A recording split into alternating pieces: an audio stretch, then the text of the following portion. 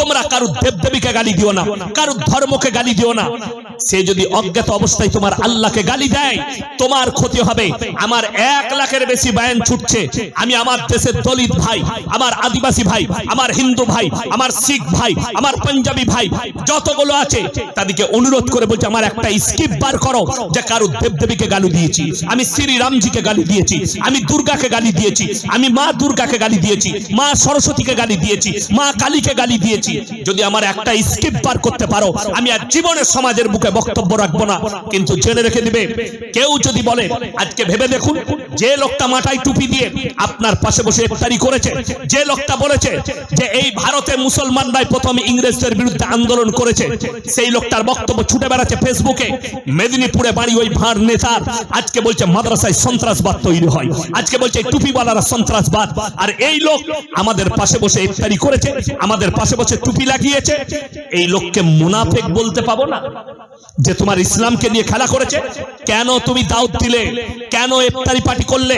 আমি সেদিনে বলেছি আমার দেশের হিন্দু মুসলিম ভাইদিকে বুঝতে হবে, যদি কোনো হিন্দু নেতা আপনার ইফতারিতে আসে আর বলে ইফতারি ভালো, ইসলাম শান্তির ধর্ম, তার নাম গিরগিটি, আপনার ভোট পাওয়ার জন্য এসছে। কালকেই যদি ও হেরে যায়, দল পাল্টালে তার মুখের ভাষা পাল্টিয়ে যাবে, যেমন মেদিনীপুরের একটা নেতার পাল্টিয়ে গেছে। কালকে ইসলাম ভালো ছিল, কালকে মাদ্রাসা ভালো ছিল, কালকে মাদ্রাসা থেকে আন্দোলন শুরু হয়েছে, এই কথা তার মুখের বায়ান ফেসবুকে আমিও শেয়ার করেছি বায়ানটা। আজকে সে বলছে মাদ্রাসায় সন্ত্রাসবাদ তৈরি হয়। হিন্দু ভাইদের জানা দরকার, কোন মুসলিম নেতা সে যদি হিন্দুদের ধর্ম অনুষ্ঠানে যায়, তাদের পুজো পাঠে যায়, জেনে রেখে দিবে তোমার ঠাকুরকে ভালোবেসে নয়, তোমার শ্রী রামজিকে ভালোবেসে নয়, তোমার ভোটটা ভালোবেসে গেছে, তোমাকে ধোঁকা দিতে গেছে। আর কোরআন বলছে লা ইলাহা উলাই ওয়ালা ইলাহা উলা, তোমরা দুটো নৌকায় পা দিও না।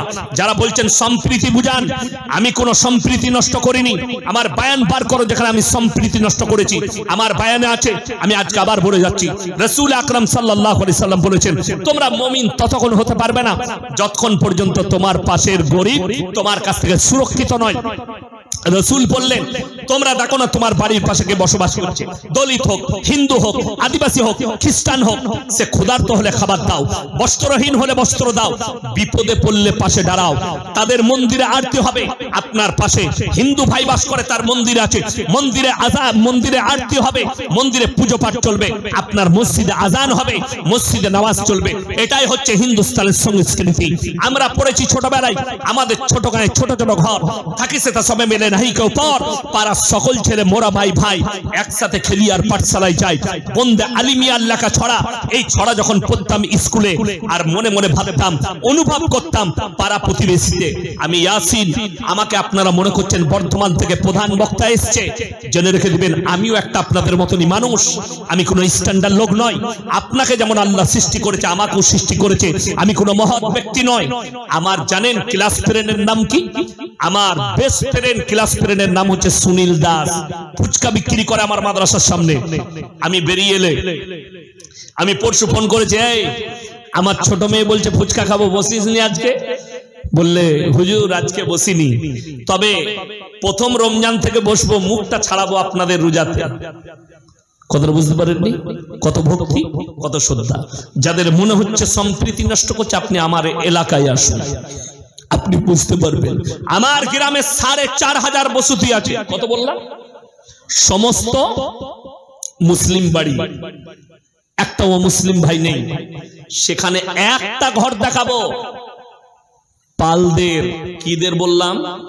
পালদের, কমল পালের বাড়ি, মিষ্টির দোকান। রমজান মাসে আমার গ্রামের ওই ৪৫০০ বাড়ির মিষ্টিটা ওর দোকান থেকেই যায়। তার ভাগ্নে দোকান চালাচ্ছে, তার নাম বাপি। আমি যদি এক্ষুনি ফোন করি রাতের বেলা, এই মাদ্রাসায় ৫০০ পিস রসগোল্লা পাঠা, পয়সার প্রয়োজন পড়বে না, হুজুর পাঠাচ্ছি। আমার মাদ্রাসার জলসা হয়, কি বলে জানেন? আমি বলেছি এই ৫০০ পিস ১০০০ পিস রসগোল্লা লাগবে। সে বলে হুজুর আমি ২০০ পিস দেবো খাবার জন্য। তাকে বলি না, চাপ নেই। আমি চ্যালেঞ্জ দিলাম কোন রাজনৈতিক নেতাকে, এসো আমার গ্রামে মিডিয়া নিয়ে, তাকে জিজ্ঞেস করো সেই বাপিকে, জিজ্ঞেস করো ওই কমল পালের পরিবারকে, তুমি যে গ্রামে এতগুলো 4500 বসতির ভেতরে তুমি ব্যবসা করছো, তুমি বাস করছো, তোমাকে কি কোন রকমের কষ্টের মধ্যে আছে? পাবেন না। এটা হিন্দুস্তান, আমরা সম্প্রীতির সঙ্গে আছি, তার কোনো কষ্ট হয় না। কমল পাল মারা গেছে, রেকর্ড আছে, আমার গ্রামের মানুষ, তার পরিবার আসেনি, আমার গ্রামের মানুষ ট্রাকে করে, লরি করে তার গ্রামে শ্মশানে পৌঁছেছে এবং তাদের পরিবারের লোক সেখানে তারা তাদের মতো করে সৎ কাজ করেছে। আমাদের গ্রামের লোক খালি পৌঁছে দিয়েছে কি, তার বডিটা সেখানে পৌঁছেছে, তারা তাদের ধর্ম মোতাবেক করেছে। এটাই হিন্দুস্তানের সংস্কৃতি।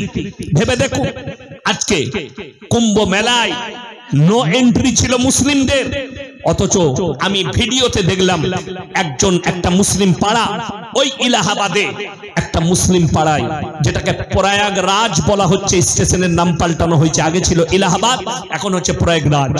ওইখানে একটা মহল্লায় এত অমুসলিম ভাইরা চলে গেছে, পুণ্যার্থীরা, তারা জায়গা পায়নি, মুসলিমরা তাদের বাড়ি খুলে দিয়েছে, বাথরুম খুলে দিয়েছে, মসজিদ খুলে দিয়েছে, মাদ্রাসা খুলে দিয়েছে, এখানে আপনারা বাথরুম করুন, আরাম করুন।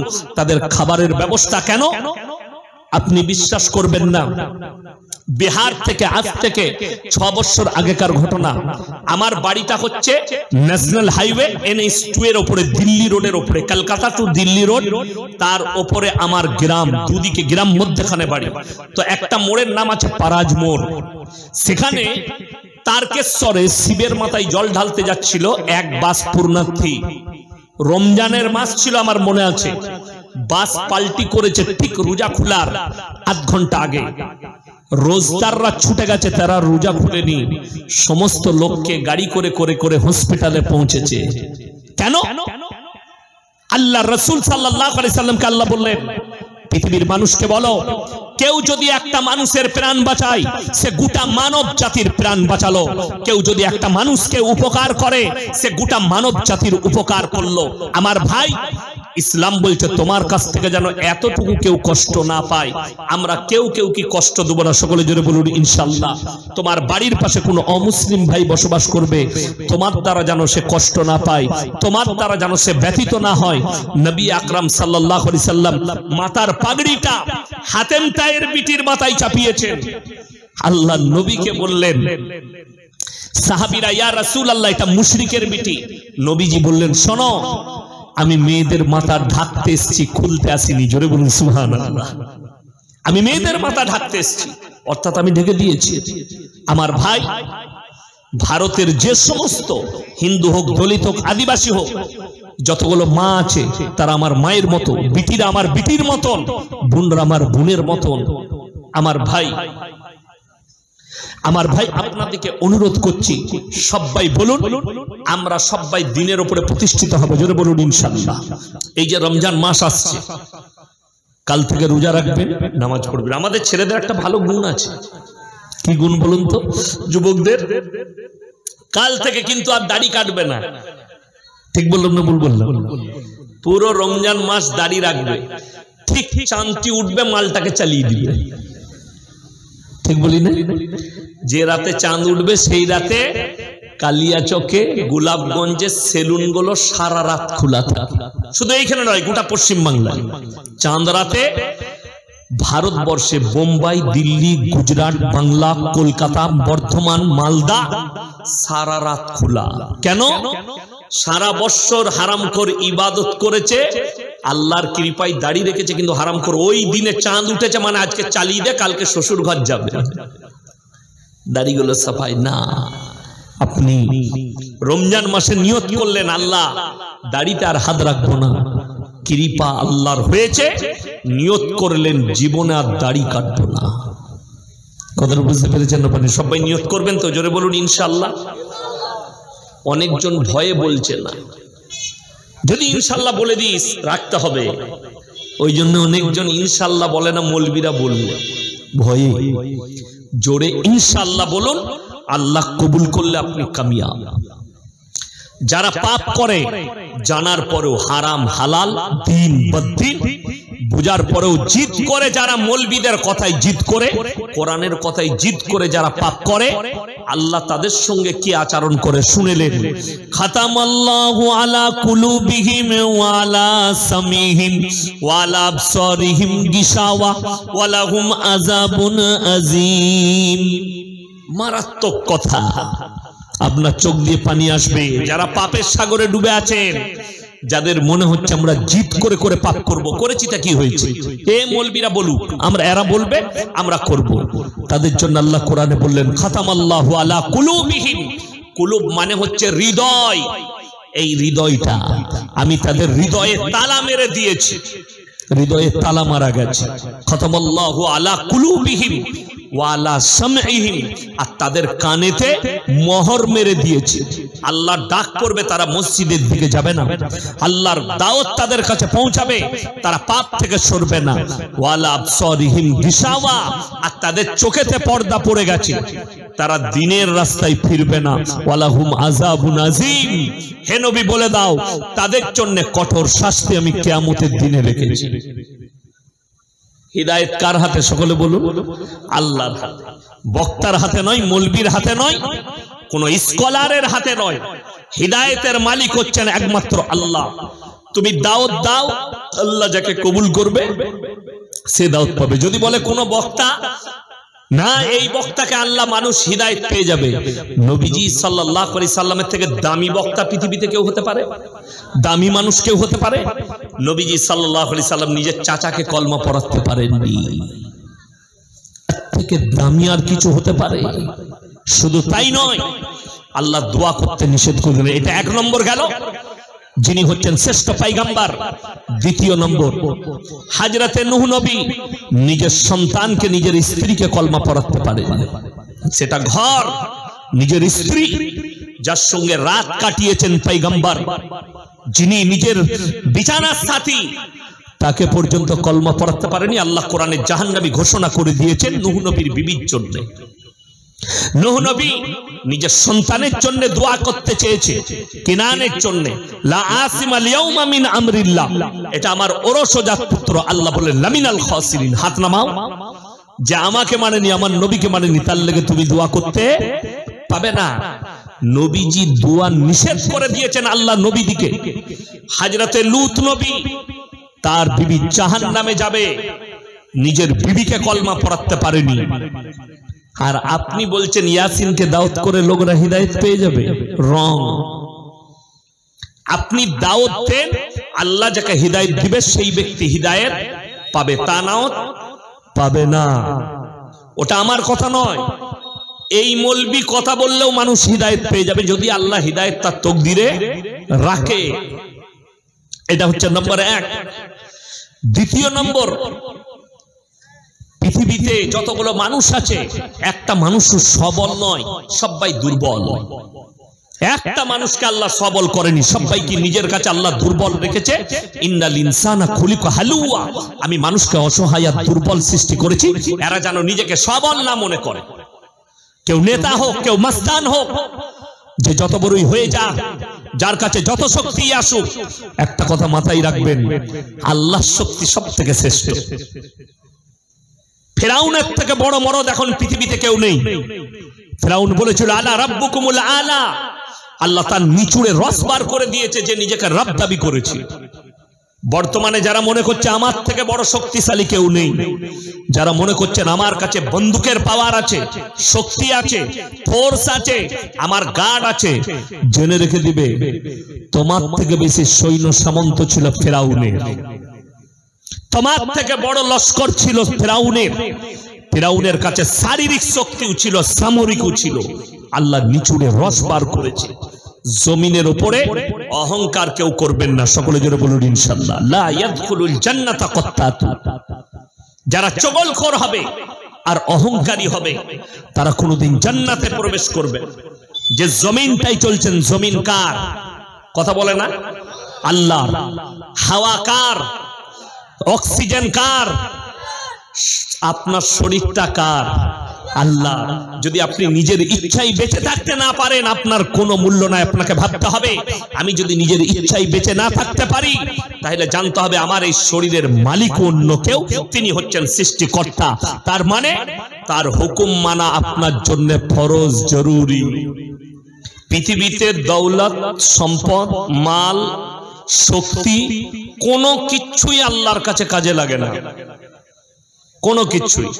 আল্লাহর ইচ্ছা হলে যদি মনে করে কারো কাছে কয়েক হাজার কোটি টাকা আছে, কিন্তু তার কাছে যদি মৃত্যু আসে, তার ওই টাকা কিন্তু তার মৃত্যু রুখতে পারবে না। এইটার প্রতি ঈমান রাখতে হবে, এই জায়গাটার প্রতি, এই কথাটার উপর আপনাকে ঈমান রাখতে হবে যে যা কিছু হয় আল্লাহ থেকে হয়।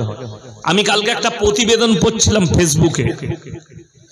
প্রতিবেদনটা একটা লন্ডনের আর্টিস্ট, ফিল্মের আর্টিস্ট, মেয়ে ছেলে, এবং সে লেখিকাও ছিল, লিখতো, ভালো ভালো কথা লিখতো। তো সে তার জীবনের শেষ প্রতিবেদনটা লিখেছে যে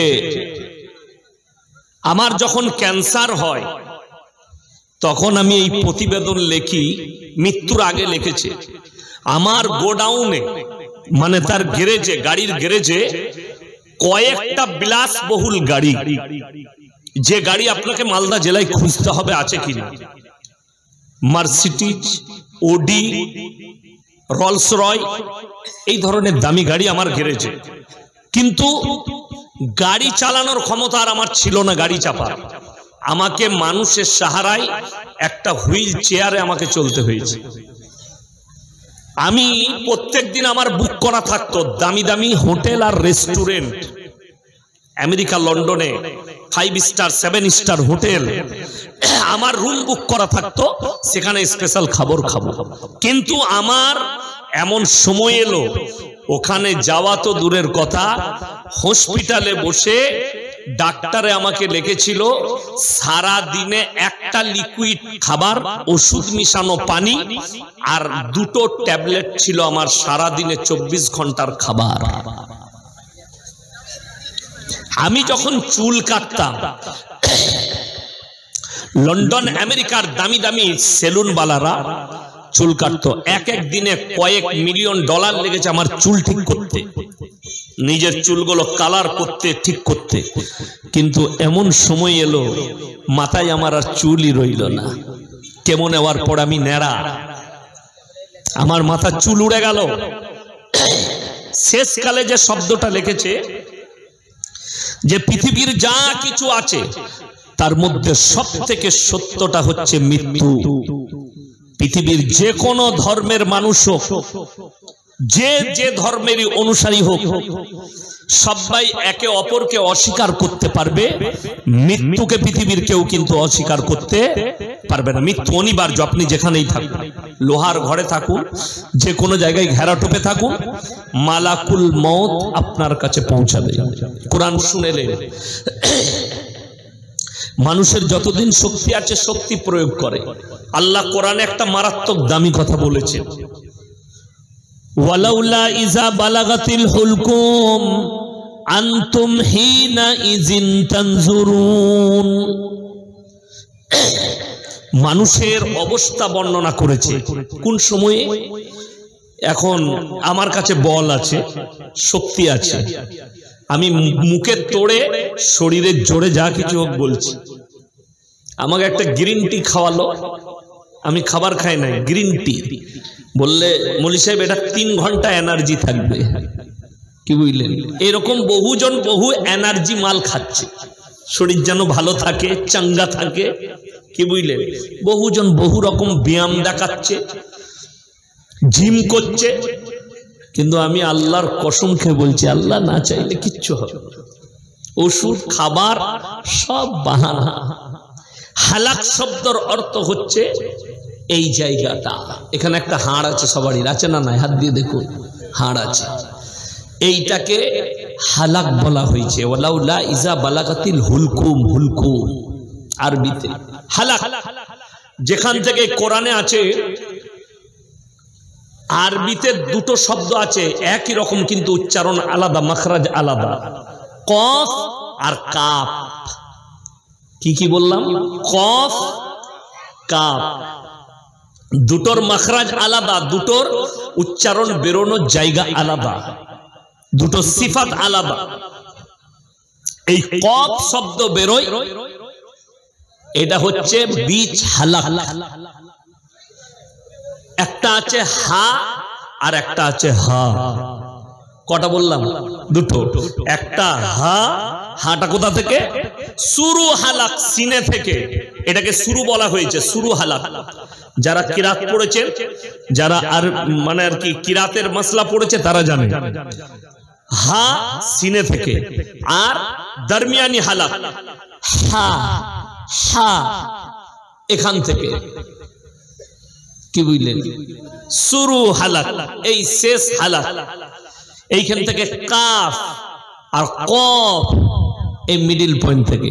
আল্লাহ কোরআনে বললেন, আমি যখন এদের মৃত্যুকে টেনে ওয়ালাউলা ইজা বালাগাতিল হুলকুম, আমার ফেরেশতারা যখন টেনে এই হালাকে নিয়ে আসে, আনতুম হিনা ইজিন তানজুরুন, পৃথিবীর যত শক্তিশালী ব্যক্তি হোক, সে বিছানায় শয্যায় শুয়ে যায়, চারিদিকে তার পরিবার, কারুর স্ত্রী পায়ের গোড়ায় মাথার গোড়ায় বসে থাকে, সন্তান ছেলে পিলে লাতিপুতা পাড়া প্রতিবেশী।